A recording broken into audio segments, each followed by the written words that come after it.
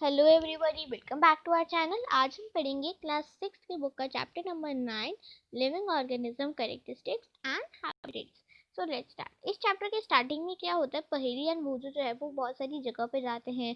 एक रिवर गंगा के पास जाते हैं, माउंटेन्स में जाते हैं, और राजस्थान भी जाते हैं, पूरी जाते हैं, और कुछ सी बीचेस में भी जाते हैं। तो अब यहाँ पे जो जाते हैं ना, तो उनके दिमाग में एक थॉट आता है कि यहाँ पे अलग अलग ऑर्गेनिजम्स हैं। अलग अलग जगह पे हमारे को बहुत सारे अलग अलग ऑर्गेनिज्म मिले। ऑर्गेनिजम्स क्या होते हैं बेटा? लिविंग क्रिएचर्स जो होते हैं सारे, वो सारे हमारे ऑर्गेनिज्म होते हैं। अब वहां पे तो उन्होंने ये देखा, चाहे क्लाइमेट कोल्ड हो, हॉट हो, ड्राई हो या ह्यूमिड हो, ऑर्गेनिज्म उनको हर एक जगह पे मिले ही मिले हैं। तो उन्होंने सोचा क्या कोई ऐसी भी जगह है जहाँ पे ऑर्गेनिज्म ही ना हो कोई।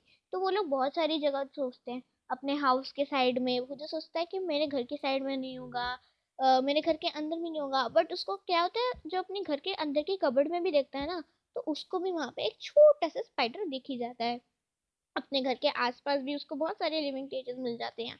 तो आखिरी में कंक्लूजन ये है कि हम चाहे कहीं भी चले जाएं, वो कहीं कहीं भी गए, उनको लिविंग ऑर्गेनिज्म जो है मिले ही नहीं।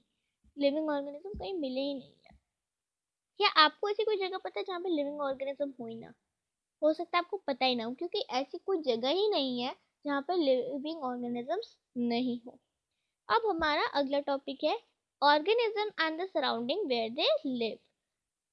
अब जब भोजों के दिमाग में क्वेश्चन आया था कि कई ऐसी जगह भी है जहाँ पे कोई ऑर्गेनिज्म ना हो, उसके बाद पहेली के दिमाग में भी एक आया क्वेश्चन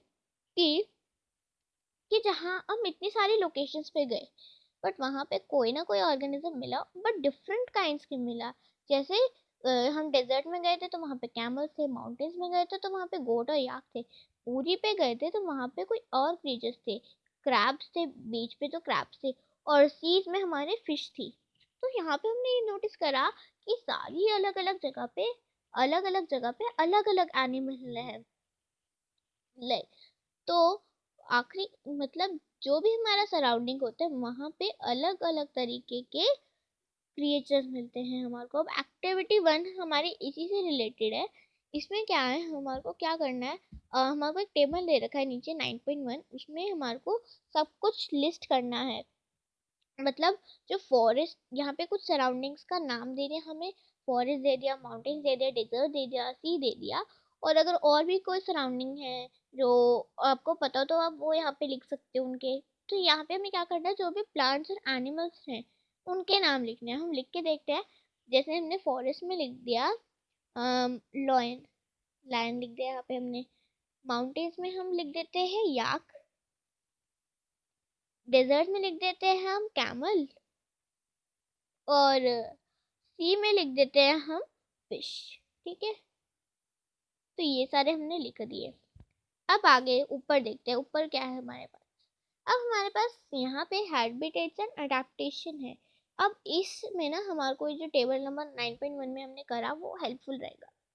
देखो, अभी हमारे से इसी की स्टार्टिंग में पूछ रहा है, एक्टिविटी 1 में आपने क्या देखा? Do you find a large variety in them? आपने क्या अलग अलग एक वैरायटी देखी इनमें? तो देखो, हमने बहुत सारे डिफरेंट काइंड्स के एनिमल लिखे थे। लाइक यहाँ पे हमने लिखा था लायन, और यहाँ पे लिखा था हमने याक। तो लायन और याक एक दूसरे से कितना डिफरेंट है ना? तो ये, और वैसे कैमल और फिश, हमने यहाँ पे लिखा था कैमल, यहाँ पे लिखा था फिश। तो देखो कितना डिफरेंस है एक दूसरे में, दोनों में अलग अलग फीचर्स हैं। अब जो जैसे सी प्लांट्स होते हैं, और जो एनिमल्स होते हैं जो सलाइन वाटर मतलब सॉल्टी वाटर में रहते हैं, वो अलग होते हैं। देखो, जैसे जो वाटर, जो सलाइन वाटर में यानी सॉल्टी वाटर में रहते हैं, फिर जो भी एनिमल वाटर में रहते हैं, वो क्या करते हैं, उनको वो बहुत ज़्यादा अलग होते हैं डेजर्ट एनिमल में। डेजर्ट में बहुत ज़्यादा हॉट होता है डे में, और बहुत ज़्यादा कोल्ड होता है नाइट में। The animals and plants live on the desert. Desert live on the desert soil and breathe air from the surrounding. और जो डेजर्ट में रहते हैं ना, वो क्या कहते हैं, डेजर्ट में एयर से ब्रीथ करते हैं। वहीं जो लोग जो एनिमल्स सी में रहते हैं, वो कहाँ से ब्रीथ करते हैं? वो ब्रीथ करते हैं जो भी एयर होती है, जो भी ऑक्सीजन डिजॉल्व होती है वाटर में, वो वहां से ब्रीथ करते हैं। The sea and the desert are very different surroundings, and they find very different kinds of plants and animals in these two regions, isn't it? देखो, जैसे सी और डेजर्ट में बहुत ज़्यादा डिफरेंट डिफरेंट सराउंडिंग्स है दोनों ही, और वहाँ पे बहुत ज़्यादा डिफरेंट प्लांट्स एंड एनिमल्स भी हैं। अब जैसे देखो, फिर से हम वही बात करेंगे। अब हम ना यहाँ से ले तक नेक्स्ट टॉपिक तक हम लोग देखेंगे कि लिविंग कैमल्स और उसमें क्या डिफरेंस है, और इससे हम कुछ जानने की कोशिश करेंगे। तो पहले हम इनके डिफरेंस पढ़ते हैं कैमल और फिश में। तो देखो, कैमल के पास जो होता है एक अलग बॉडी स्ट्रक्चर होता है। उसके पास एक लॉन्ग लेग्स होते हैं जो कि उसको गर्मी से प्रोटेक्ट करते हैं। उसके लॉन्ग लेग्स ना उसकी बॉडी को हीट से दूर रखते हैं। और वो जो है स्मॉल अमाउंट में एक्सक्रीट करते हैं। उनकी जो डंक होती है यानी सॉलिड वेस्ट होती है वो बहुत ज़्यादा ड्राई होती है, और वो स्वेट तो निकालते ही नहीं है। तो इसीलिए since camels lose very little water, यानी जो कैमल है बहुत ज़्यादा कम वाटर लूज करता है अपनी बॉडी में से, और वो जो है ना बिना वाटर के बहुत दिनों तक जी भी सकते हैं। अब फिश के बारे में बात करते हैं। देखो, हमारे को ना यहाँ पे फिश का एक डायग्राम दे रखा है, इसको ध्यान से देखो। इसमें आपको क्या देखना है, फिश का स्ट्रक्चर गौर करो। सारी फिश का ना एक ही स्ट्रक्चर है। वो कैसा है उनका ना, यहाँ से थोड़ा कोनिकल है ऊपर से, एंड पीछे से उनका थोड़ा मतलब यहाँ से थोड़ा उनका मोटा है। तो इस स्ट्रक्चर को क्या कहते हैं, इसको कहते हैं स्ट्रीमलाइन स्ट्रक्चर। ये हमने चैप्टर 8 में पढ़ा भी था। ये स्ट्रक्चर उनको कैसे हेल्प करता है, ये स्ट्रक्चर उनको पानी में तैरने में हेल्प करता है। इनके जो होते हैं फिश के पास स्केल्स भी होते हैं जो प्रोटेक्ट करते हैं फिश को, और साथ ही साथ इजी मूवमेंट में भी हेल्प करते हैं। अब उनके पास फ्लैट फिन्स भी होते हैं और टेल्स भी होती है, जो उसको कैसे हेल्प करते हैं, उसकी डायरेक्शन चेंज करने में और उसकी बॉडी को बैलेंस रखने में।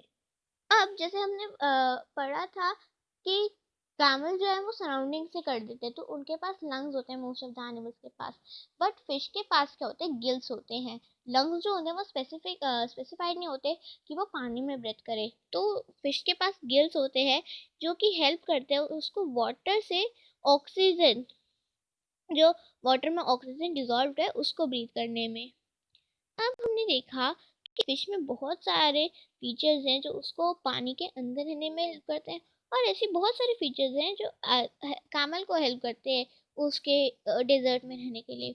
सो इससे हम क्या समझते हैं कि we have taken only two examples from a very wide variety of animals and plants that live on the earth.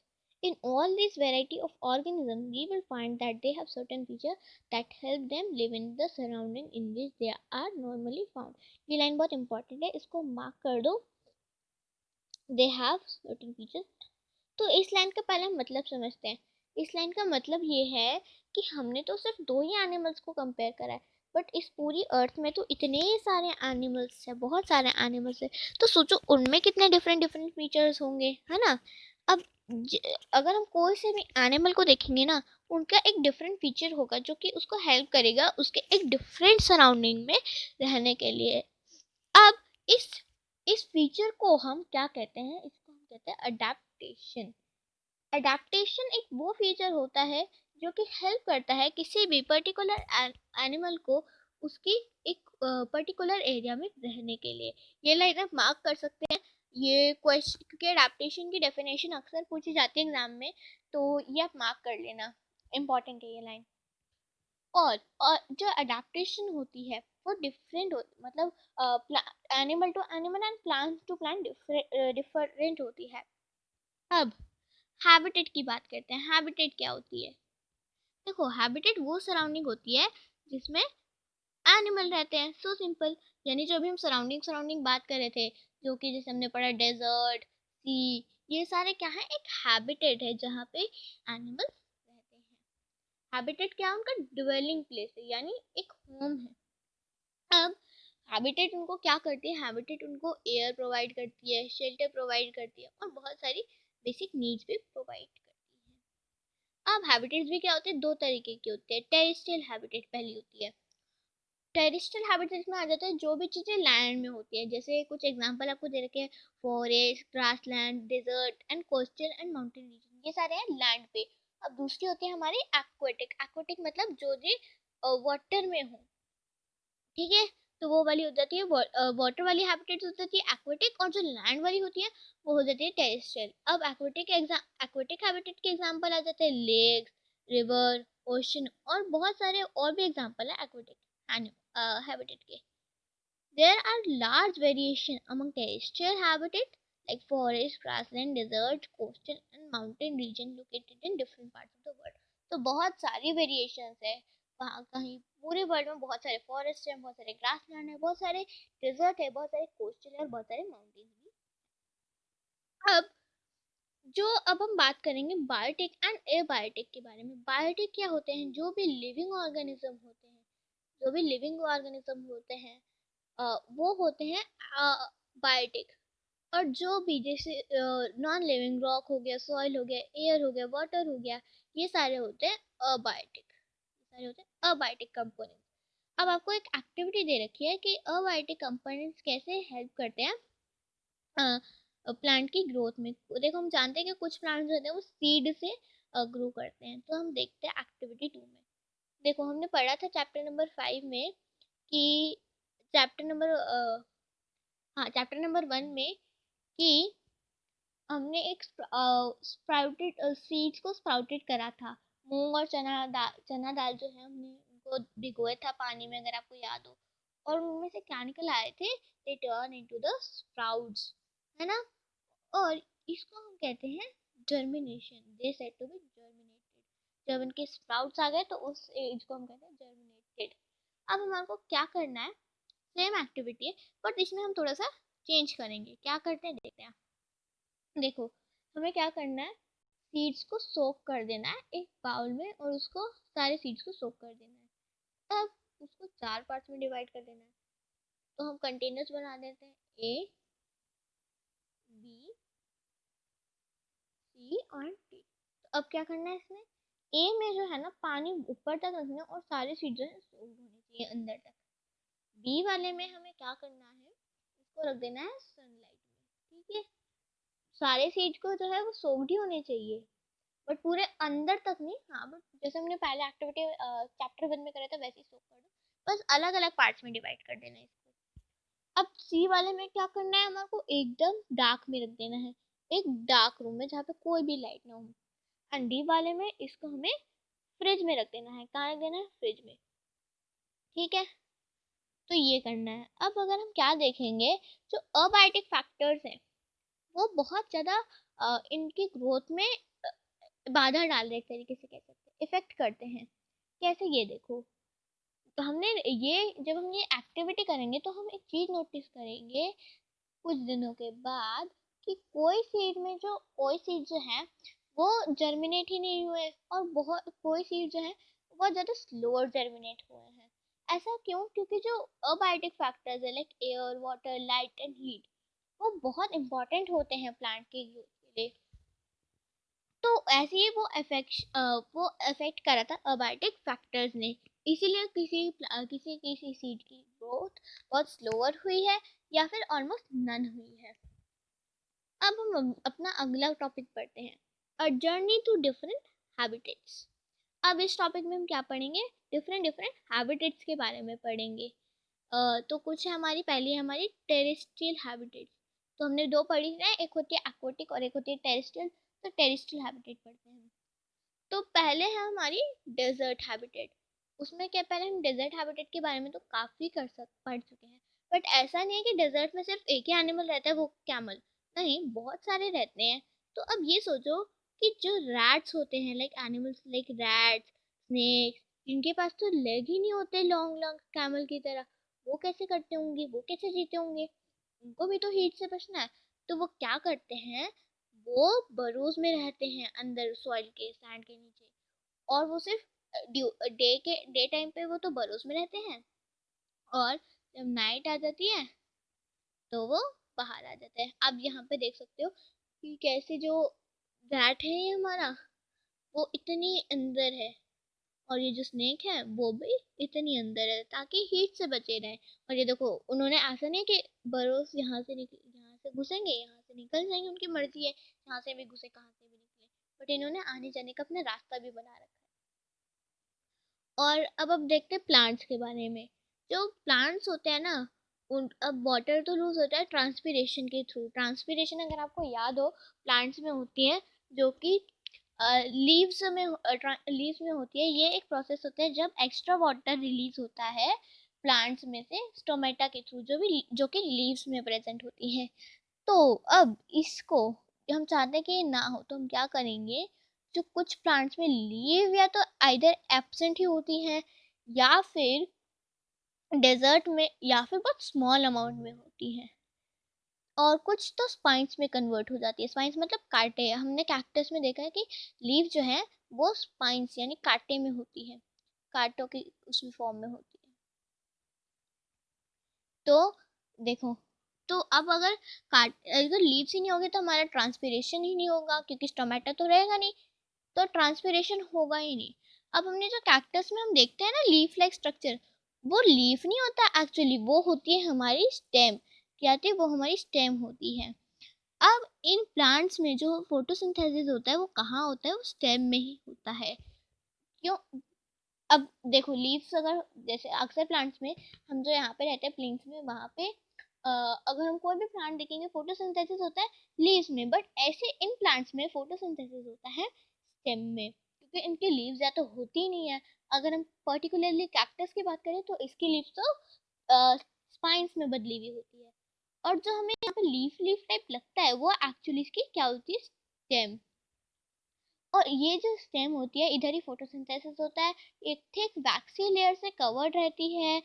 और ये जो है हेल्प करती है कि हमारा वाटर जो है ना वो cacti plant, cacti singular form होता है, कैक्टस प्लूरल प्लूरल फॉर्म होता है, कि जो टिश्यूज में ही रहे कैक्टस प्लांट की। अब most desert plants have roots that grow very deep into the soil for absorbing water. अब बहुत सारे जो, अब देखो पानी कहाँ से आएगा इधर? ये जो होते हैं ना इनकी बहुत ज़्यादा लॉन्ग लॉन्ग रूट्स होती हैं, जो कि हेल्प करती है इनको अंडरग्राउंड वाटर यूज़ करने में। तो जो वाटर नीचे होता है सॉइल के, वो ये प्लांट्स यूज़ करते हैं। अब हम अपनी बात करते हैं अगले हैबिटेट की, दैट इज माउंटेन रीजन। देखते हैं, हम सबको पता है माउंटेन जो होते हैं वो अक्सर क्या होते हैं? कोल्ड रहते हैं, यहाँ पे स्नोफॉल्स होती हैं विंटर्स में। अब वहाँ पे जो है, यहाँ पर भी बहुत लार्ज अमाउंट वैरायटी होती है प्लांट्स एंड एनिमल्स की। आपने कभी ट्रीज को वहाँ पे गौर से देखा है?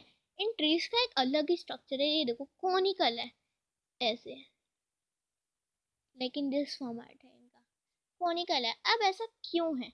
देखो कॉनिकल होते हैं ना, तो इधर से ना इनकी लीव्स ही ऐसी टेढ़ी टेढ़ी होती हैं। अब जब लीव्स टेढ़ी होगी ना, तो जब स्नो आएगी तो स्नो जो है सीधा सिंपली यहाँ से फॉल अप हो जाएगी। मान लो ये मैंने अपनी बनाई एक लीफ, ये टेढ़ी है, जैसे हमने पाइन ट्री में देखी जो माउंटेन्स में होती है। अब माउंटेन्स में क्या होती है? स्नोफॉल होती है। अब जो स्नो आएगी तो वो यहाँ से आएगी, बैठेगी नहीं, सीधा यूं डाउन में चली जाएगी ऐसी। अब मान लो अगर एक ऐसा प्लांट जिसकी लीफ स्ट्रेट हो, मतलब सीधी सीधी हो, तो क्या होगा? स्नोफॉल आएगी और यहाँ पे जम जाएगी, और जो प्लांट है वो खराब हो जाएगा। इसलिए यहाँ के जो प्लांट्स है उसकी एक अडेप्टेशन ये होती है कि उनकी लीव्स टेढ़ी होती है, जो कि उन्हें स्नो से बचने में हेल्प करती है। अब हम क्या कहते हैं, देखो यहाँ पे लिखा है निडल लाइक उनकी लीव्स होती हैं, इनकी ब्रांचेस भी स्लोपिंग होती हैं, और बहुत सारे डिफरेंट डिफरेंट टाइप्स की शेप्स भी होती है। अब हम एनिमल्स की बात कर देते हैं। एनिमल्स जो भी इधर होते हैं वो भी तो सरवाइव करते ही करते होंगे। अब उनके पास क्या होता है? थिक स्किन और फर होती है, जो कि उन्हें कोल्ड से प्रोटेक्ट करती है। लाइक अगर हमारे को सर्दी लगती है तो हम एक थिक सा स्वेटर पहन लेते हैं ना, वैसे इनके पास थिक स्किन होती है और थिक फर होता है, जो कि इन्हें कोल्ड एनवायरनमेंट से बचाएंगे। अब एग्जांपल ले लेते हैं हम लोग किसका? याक का। याक के पास जो होते हैं क्या होते हैं? लॉन्ग हेयर्स होते हैं, जो उसको वार्म रखते हैं। और जो स्नो लेपर्ड होता है, स्नो लेपर्ड जैसे हमारा नॉर्मल लेपर्ड जो ग्रासलैंड में रहता है वो नहीं, स्नो लेपर्ड एक अलग एनिमल होता है, इसके पास भी एक थिक फर होता है इसकी बॉडी से कवर्ड। अब आगे देखते हैं। तो देखो ना, ये स्नो लेपर्ड, ये हमारा स्नो लेपर्ड है। इसका कितना थिक फर है ये देखो, यहाँ पे बहुत ज़्यादा फर है। एंड ऐसे याक, इसके भी बहुत ज़्यादा मोटी मोटी स्किन है और बहुत ज़्यादा फर है जो कि इसको हेल्प करती है। एंड ये देखो, ए हमारा स्नो लेपर्ड था, बी हमारा याक है, और ये जो है हमारी माउंटेन गोट है जो सी में है। और ये देखो, इसका तो फर आपको साफ साफ दिख ही रहा होगा कि कितनी मोटी सी है अपने फर के कारण। अब इंक्लूडिंग, अब यहाँ पे देखो, यहाँ पे एक लाइन है, snow leopard have thick fur on his body, और उसके अलावा यहाँ पे तो बॉडी पे होते हैं, इसके फीट और टोज पे भी जो है थिक फर होते हैं, जो कि इसको कोल्ड से बचाती है और स्नो पे वॉक करने में हेल्प करती है। फिर से दिखाती हूँ मैं आपको, ये देखो यहाँ पे इसकी यहाँ पे फीट पे भी है और टो पे भी है। टो पे आपको इतना अच्छे से दिख नहीं पा रहा होगा क्योंकि वो ऑलरेडी पैर उसके स्नो पर है, तो टो पे तो दिख नहीं रहा, बट आपको फीट पे दिख रहा होगा उसकी।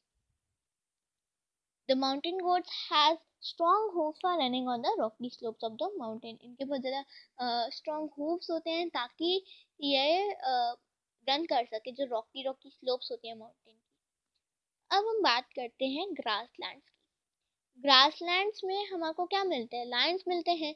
ग्रासलैंड्स कहें या फॉरेस्ट कहें, एक ही बात है। अब हम पहले देखो, ग्रासलैंड में हमको लायन मिलता है, और लायन किसको किल करके खाता है? डियर को। हम इन दोनों में कंपैरिजन देखते हैं। लायन के जो फेस है ना, उसकी आंखें जो हैं उसके फेस में एकदम फ्रंट में है। उसका जो कलर होता है वो होता है ब्राउनिश कलर का होता है। और जो लायंस होते हैं उसके जो क्लॉज होते हैं, यानी जो नखून क्लॉज मान लो, वो उसके फ्रंट लेग्स में होते हैं, जो कि अंदर और बाहर किए जा सकते हैं। अब ये बताओ, do the feature do the feature of the lion help it in any way to survive? अभी कैसे हेल्प करते हैं, देखो एक और फीचर यहाँ पे आपको बता रखा है कि देखो, हमने दो फीचर्स देखे। एक तो लायन की जो आंखें हैं वो मिडिल में होती हैं। दूसरा हमने ये देखा कि लायन जो है उसका जो क्लॉज होते हैं। और तीसरा अब हम ये पढ़ेंगे कि वो लाइट ब्राउन इन कलर होता है। तो देखो, ये कैसे हेल्प करते हैं सारी चीजें। लाइट ब्राउन इन कलर होता है, तो आप ये देखो, यहाँ पर क्या है? ग्रासेस है। लाइट ब्राउन कलर की यहाँ पे भी ग्रासेस ही है। तो अगर इसका भी लाइट ब्राउन कलर होगा तो ये क्या करेगा? कामोफ्लेज करेगा। कामोफ्लेज मतलब जैसे हमने गिरगिट को देखा है ना, गिरगिट अपना रंग बदल देता है, वैसी ये लोग अपना रंग नहीं बदलते, बट ये पैदा ही ऐसे रंग से होते हैं कि अपने सराउंडिंग से मिले। अब यहाँ पे देखो, ग्रासेस है ब्राउन, और ये भी ब्राउन कलर का है। तो जब ये बहुत ज़्यादा बड़ी बड़ी ग्रासेस होती है ना, तो लायन उन ग्रासेस के साथ मिक्स हो जाता है और पता नहीं चलता, और ये उसको हेल्प करता है अपने प्रे को मारने में। एंड सेकेंड थिंग हमने पढ़ी थी क्लॉज वाली। तो क्लॉज वाली ना उसको अपने प्रे को मारने में हेल्प करती है। उसके पास एक तरीके से उसके जो क्लॉज होते हैं वो उसका हथियार होता है। And second and third thing is, उसकी जो आई होती है वो फ्रंट ऑफ द फेस होती है, जहाँ और वहाँ डियर की देखे तो उसकी साइड ऑफ द फेस होती है। तो कैसे हेल्प करता है ये चीज़? देखो, जो फ्रंट में होती है ना, तो वो उसको करेक्ट आइडिया दे देता है कि उसका प्रे कहाँ पर है। अब ऐसे डियर की बात करते हैं। डियर भी है, डियर भी रहता है। तो डियर एक प्रीडेटर है, यानी प्रे होता है जो एनिमल टू ईट, यानी शिकार। और प्रीडेटर है, प्रीडेटर्स वो होते हैं कि जो शिकारी। अब एनिमल जो लायन है वो अपने प्रे को ढूंढता है, एंड डियर जो है वो अपने प्रीडेटर्स यानी अपने शिकारी से बचने का सोचता है। क्योंकि जो डियर होता है वो तो ग्रासेस खाता है, तो वो हंट नहीं करता, बट लायन जो है हंटिंग करके खाता है। अब जो डियर होता है वो ग्रासेस खाता है, तो उसके पास ना च्यू करने के लिए हार्ड एंड स्ट्रॉन्ग टीथ भी होते हैं। अब आगे देखते हैं। अब हमने पढ़ा था इसके आईज के बारे में। देखो, इसके आई जो साइड में है ना, वो इसलिए है, वो उसको ऐसे हेल्प करता है कि उसको ना सारे मतलब पूरे एरिया के करेक्ट लोकेशन मिल जाएगी कि उसका प्रेडिटर, उसको मारने वाला शिकारी कहाँ से आ रहा है। और दूसरी चीज, लायन जो सॉरी डियर के पास ना लंबे लंबे कान होते हैं, जो उसके प्रेडेटर के मूवमेंट को हियर करने में हेल्प करते हैं। एंड थर्ड थिंग इज कि इनके पास अपने प्रेडेटर से भागने के लिए दूर भागने के लिए इनके पास लॉन्ग लेग्स होते हैं थोड़े, जो कि इनको हेल्प करते हैं भागने में। इनकी स्पीड होती है, स्पीड इनकी बहुत अच्छी होती है, जो इनको हेल्प करती है भागने में अपने प्रेडेटर से। अब ये जो अगला टॉपिक है हमारा सम एक्वेटिक हैबिटेट्स, ये हम अगले पार्ट में कवर करेंगे। होप आपको मेरी वीडियो अच्छी लगी हो। अगर अच्छी लगी है तो प्लीज़ इसे लाइक कीजिए, मेरे चैनल को सब्सक्राइब करिए। Till then thanks for watching.